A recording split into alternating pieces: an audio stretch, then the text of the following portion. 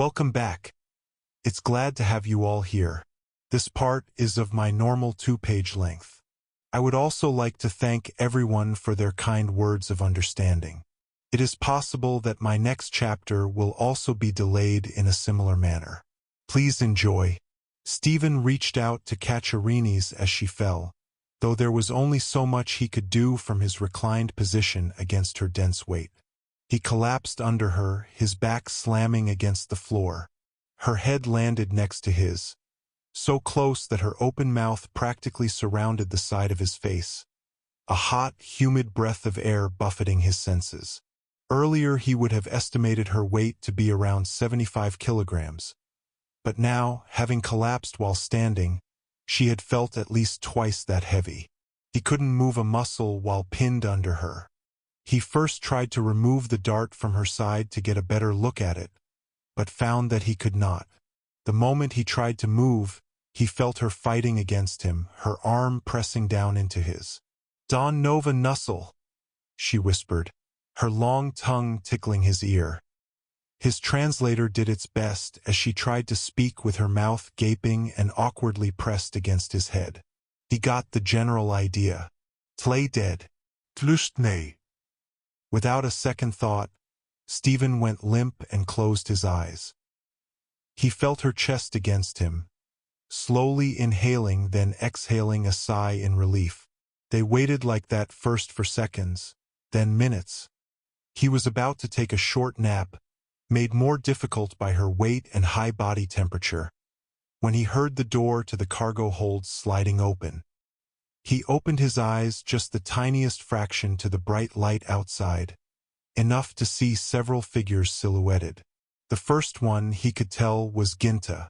The others, maybe for, he had no idea beyond the fact that they looked to each be holding some kind of rifle.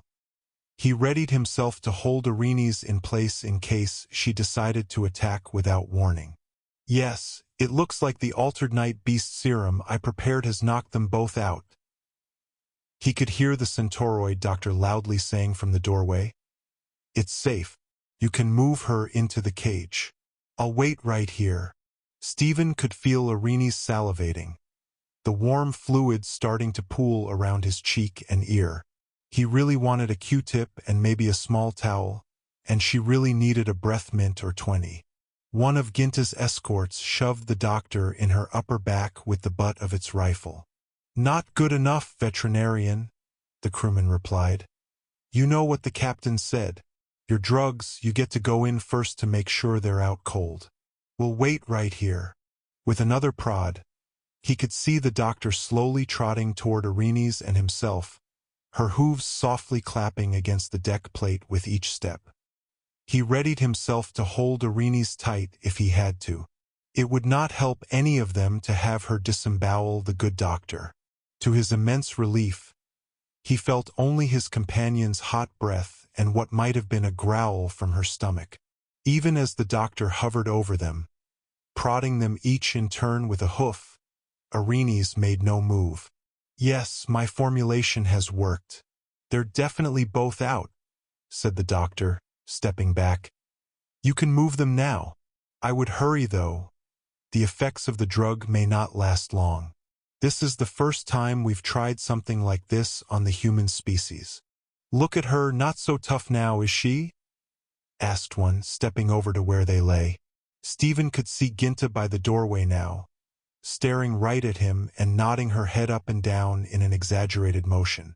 "Nah, she's nothing," said another crewman, crouching down beside them. He poked Irene's in the side. "Look at her. Tried to protect her boyfriend. Well, too bad. Bitch, as soon as we get you back in your cage, he's getting a plasma bolt to the head." Those two were joined by two others, and still Irene's hadn't betrayed any sign of life beyond the rise and fall of her chest. He could feel her breathing faster and her heart pounding into his chest. Though, beyond that, however, she didn't move a muscle as each alien took one of her appendages in hand, tentacle, or other grasping organ. He began to wonder if perhaps something had gone wrong with a plan that everyone but him knew about, if she had been paralyzed, and if he would have to intervene. He had almost resolved to stop them from taking her into that cage when a head fell into his lap. He rolled to his feet just as a creature that looked like a praying mantis bred with a buffalo fell to the deck. Its head separated from its body by a good 2 meters now. Something with tentacles began to bring its rifle to bear on Irene's, only for Stephen to smoothly pry it away. He shot it 6 times while Irene's landed just as many of her powerful kicks on the third crewman. It occurred to Stephen that she might have been going easy on him in their tussle. Very easy. With both hands, she held onto a being 1/2 meter taller than her, while her hind legs kicked up into its abdomen and then slashed downward. On the upswing, her legs operated like a kangaroo's might, stabbing into the alien with her dagger-like claws.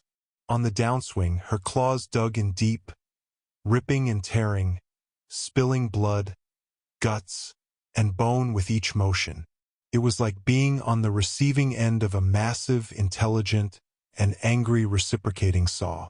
When it looked like she was holding the being up by herself, all ability to stand on its own having departed with its life, she bit out its throat out for good measure. That only left the fourth crewman, who had backed himself away from the pair and made his way to the doorway. He held his rifle at the ready, taking turns aiming at Stephen then Irene's as he carefully shuffle-stepped backwards. He was too scared to think rationally, Stephen realized, and had defaulted to trying to hold them in place. In moments, he would come to his senses and decide whether to fully commit to shooting or to running. It was too late, though. The crewman had already made one fatal mistake. Situational awareness.